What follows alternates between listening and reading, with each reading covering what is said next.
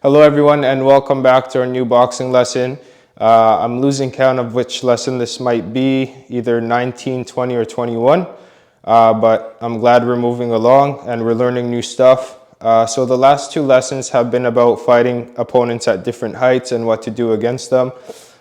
Today I wanted to talk about something a little bit important. It's not crazy important, but it's good to know about it, which is switching stances. Okay, so before, when I was boxing, when I was maybe 10 years ago when I first started, switching stances wasn't really what's approved by the coaches. If someone tried to switch in the gym or something, the coach would get mad and tell them stay in your position. So I come from that type of time where you're not supposed to switch, but there are times to switch and there are reasons to switch, and I'm going to talk about all of that. So first, why do you not want to switch? Okay, so switching in boxing, when you constantly switch your stance between orthodox and southpaw, it makes you look like you don't have something that you're good at, if that makes sense. You're always switching sides. Think of it that way, and you're not sticking to one stance, right? So just off the bat, continually switching, which is something that Marvin Hagler did against Sugar Ray Leonard in their first fight. If you saw, I commented about every round he would come out with a different look, southpaw, orthodox. You might think it's giving your opponent problems to solve, but really what it gives to the judges is that you're unsure of what's going to work for you and you're trying everything out to see what's going to work. Okay, so that's the first impression from, I guess, a judge's standpoint or other fighters' standpoint, is you're not confident enough in your own stance that you need to try something else, right? Now, when I boxed with my first boxing coach before his gym shut down, he would let us switch, but on condition we would have to do it for like a month or 2 months without switching back to original stance. Now there, I do see a benefit in that, where you have to stay in that southpaw or orthodox. So we had to stay in this position for 2 months, but we couldn't just go like boom, boom, boom, boom, boom, boom, boom, boom, boom. It doesn't work like that. If you're gonna switch, you might as well stick with it. And I'm gonna explain why that's a good thing, is switching and sticking with it in training, not in fighting. So in training, if you've been training orthodox for a long time, your left hand should be really quick, should be strong, but really quick and mobile. Your backhand should be really strong, but it's not going to be as mobile or as agile as your lead hand, right? Now, when you have to switch stances in training, and now your backhand is in front and your lead hand is in the back, now what you're gonna add to those two hands is actually my lead hand or my backhand. I'm gonna call my backhand because that's what it actually is. It's orthodox. I'm gonna train it. It's gonna get faster and it's gonna get more mobile, and I'm gonna be able to control it a little bit more finer, if that makes sense, right? Now my backhand or my front hand, my left hand is in the back now. It's gonna become stronger and I'm gonna know how to generate power with it and how to really close it for power shots, right? So I'm doing this for 2 months. Now when I switch back to my original stance, my backhand now is a lot faster. It's a lot more agile. I could do more things with it, right? I could throw the hook, I could throw the quick uppercut, I could throw the quick right hand. My lead hand is more powerful and I have more control over it when I want to throw power. So I could really throw like a 2-1 and really squeeze on the 1 and get power out of that. I could really know how to close my fist into a power punch with the jab to the stomach. My hook might get harder. So that's kind of where I see the benefit of switching. The other thing is when you switch stances, so I feel more balanced when I'm southpaw just because it's not regular for me. So I have to worry about where my weight is. I feel better balance, but less movement, right? So this balance, I'll notice why I'm balanced. So I notice that my head's off the center line, my weight's here. I feel more balanced this way. So when I do this for 2 months and I go back here, I'll take what I learned there about my balance and I'll add it here. And now I could get that balance in my original stance. So my first point is is before you switch in the ring, switch in training, and make sure you do it for at least a month. Every day, you don't use your original stance, you use the switch stance, right? So that's where you could actually get benefits from the opposite stance. And yeah, now the third thing is do not switch in sparring and do not switch in fighting yet. I didn't start switching my stance until maybe 7 years into boxing, maybe more. That's when I saw some benefit of it. But before that, I was never able to switch. I was never allowed to switch. And I wouldn't recommend it to switch because so before you can start switching stances in boxing, you have to have a default setting, if that makes sense. You have to have a default stance. So my stance in orthodox position, I know when times get rough. I know when I'm facing a power puncher. I know when I'm facing someone that's faster than me. This stance right here, I feel confident in taking punches. So when it rains, I get cover, right? If you're constantly switching between stances, you don't have a default stance and you're going to get caught outside in the rain and you're not going to have any cover that you've worked on in training. So the reason you want to stick with one stance and learn as much as you can out of it is because when it starts raining, now you have cover. And that's really important. The second thing is you know where all your holes in your defense are. So I know from here, I know say this is my stance right here, right? And this is where I'm comfortable in. I know that the right hand may land on me, right? So I'm aware of that. I'm aware that maybe my body shot is open. So I'm aware of these holes in my own defense. So when I'm fighting someone, I know what they see, and I could it's a little bit more confidence for me because I know where I'm lacking with defense. When I'm constantly switching stances or when I go to my other stance, I don't know where the holes are in my defense, and I don't know what my opponent is seeing because I haven't seen myself in the mirror long enough to really imagine myself in front of myself. Okay? I know that sounds weird. But you should always, when you close your eyes, because you've trained in front of the mirror so long, you should be able to close your eyes and imagine yourself in front of yourself. Imagine where your hands are, how your weight's distributed, and that way you could start guessing what your opponent sees. So that's another really important thing, is having a default stance where you are comfortable with to take punches in, and when times get rough, you could go to that stance. Okay, now, why did I start switching stances? Now, like I said, switching stances isn't all that bad, but it's just not doing it when you first start. You have to have a base, and then you could start. You have to learn what's inside the box before you go outside the box. Now, the one thing, and I had this question, actually someone commented it yesterday, is how to throw an overhand right.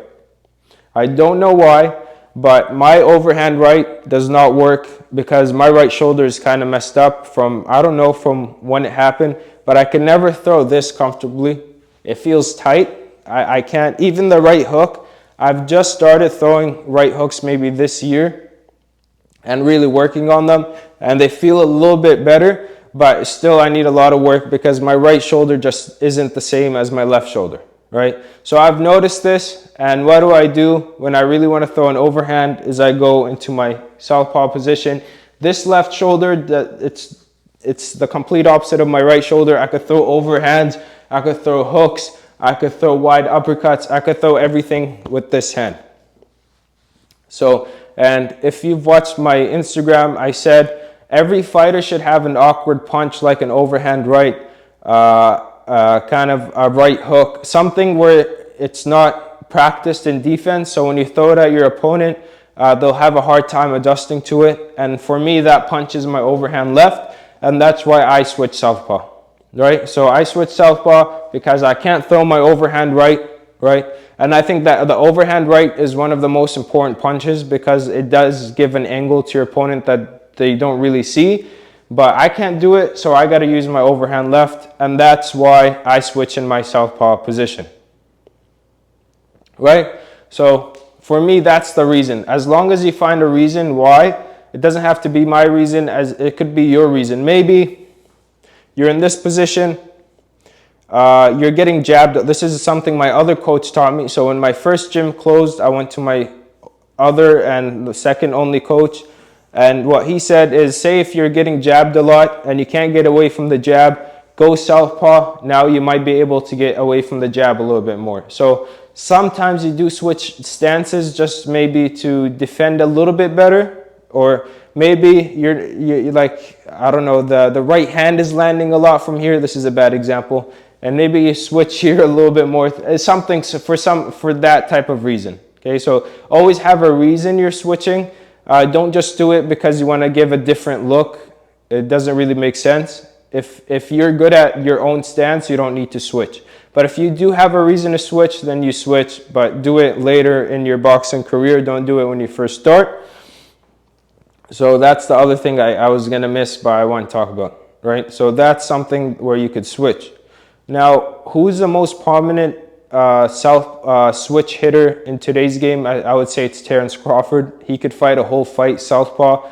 And if you listen to the reason that he switched southpaw is because he broke his left hand, I think his left hand, yeah. And then he had to fight southpaw. So he had a reason to train in the southpaw stance. He didn't just do it because, just because, right? So he had a reason to train like this for maybe years. So he got so good at this, now he's actually ambidextrous. I hope I said that right. He could actually fight southpaw and be confident in his stance. He's not, he doesn't prefer one over other. He could fight perfectly fine like this and like this. But that's because he had a reason to switch southpaw.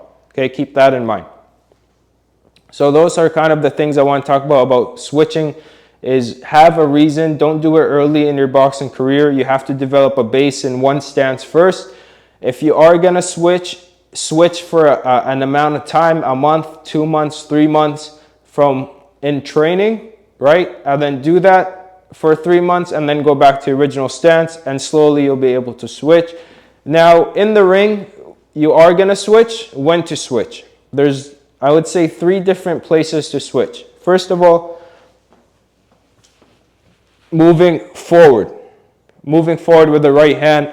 If you've seen my breakdowns of Julio Cesar Chavez, he switched a lot, but he kind of went more square than more southpaw. He would throw like a right hand and step in with his right foot here and then go in with the body shot. You could do an overhand right where you step in at the same time and then come in with the left hook, right? Now and the other thing is you don't want to, if you're not going to punch, if you're going to switch stance, you got to do it from a distance where your opponent can't hit you, because a really good boxer, they'll see you constantly switching. As soon as I see you do this or do this up close to me and your hands are down, I'm going to hit you with a jab and you're not going to be able to take it because you're off your feet basically. So when you do switch and you're not going to throw a punch, you see how I kind of hid that a little bit more? So I'm in my stance, I took a step to the left and I stepped in, and I did that from a distance from my opponent where they can't hit me. Or if I'm here, I'm moving, now I'm in my southpaw stance, and it's a lot more sleek or slick to do it. I'm not just going, or you'll see a lot of people do this, right? That's too aggressive in your eyes, it's too easy to see. You want to hide it a little bit more, maybe throw some punches. Then now you're here. So hide it a little bit more. Do it from a distance. The best way to switch stance sometimes is being sideways. And then I could go, so if I'm here, I could go this way or I could step this way. So I'm moving.